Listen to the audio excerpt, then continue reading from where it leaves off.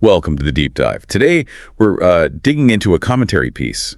It's got some strong claims against Amnesty International Nigeria. Right, specifically about their reporting on events that might involve IPOB, the indigenous people of Biafra, and also the Eastern Security Network, or ESN. Exactly. And it's definitely a piece with a very clear viewpoint. So our task today is really to understand the commentator's perspective, the arguments they're making.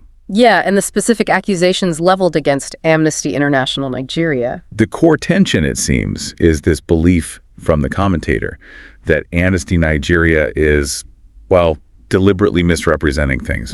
Deliberately, and specifically to serve the Nigerian government's agenda against IPOB. That's the claim. Which immediately makes you think about, trust and bias, especially when reporting from conflict zones. It's tricky. Absolutely. So where does the commentator start? Okay, straight in with a pretty heavy accusation.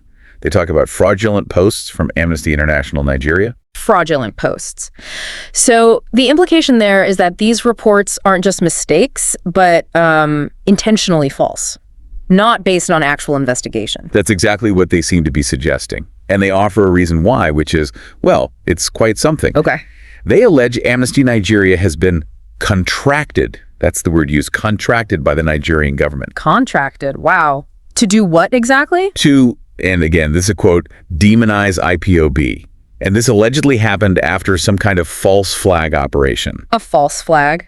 So an event staged to blame IPOB. This is basically alleging a conspiracy, a direct collusion between the government and Amnesty Nigeria. It's a very serious charge. Yeah. And it connects to their next point, which is about the investigation or lack thereof. Right. The commentator questions how Amnesty Nigeria could even mention IPOB or ESN in their report. Yeah, without first doing what they see as a proper independent investigation to find the actual people who did it. Okay, so the commentator sees a logical flaw.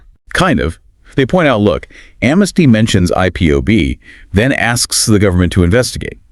The commentator thinks this suggests Amnesty already decided IPOB was involved before any real check. I see. So mentioning them up front is seen as evidence of bias, not just reporting possibilities. Exactly. And this is tied to the commentator's view of IPOB itself. Gotcha. That IPOB is, quote, a peaceful movement who have maintained a nonviolent approach. And they say this has been the case for over 15 years. Okay, so that directly counters any narrative that IPOB would be involved in, say, violent acts, especially against their own people, as is sometimes alleged in these situations. Right. It's central to their argument. They even pose these rhetorical questions. Right, what? Like, why would IPOB attack its own people? Especially, while their leader is currently in court. It doesn't make sense to them. And they also mention something about identification. Yeah, questioning the logic that someone committing crimes would carry identification linking them to IPOB. They find it implausible. So the overall picture painted by the commentator is one of a deliberate frame-up. That's the core message. Yeah. And it's actually the Nigerian government that is desperately trying to tag crime and terror to IPOB. And any reports from groups like Amnesty Nigeria, if they align with that narrative, are seen as part of that effort, as government propaganda, essentially. Pretty much. But the commentator doesn't think this will work on a larger scale. Oh. They express confidence that the international communities cannot be fooled by what they call Amnesty Nigeria's propaganda. They seem to be looking for validation from outside. Right, appealing to a wider audience. There's also a sense of disappointment in Amnesty itself, isn't there? Definitely. They talk about a once respected agency and express dismay that it would allegedly go this low to blackmail indigenous people. Calling it a game that won't succeed. It's quite strong language. It is.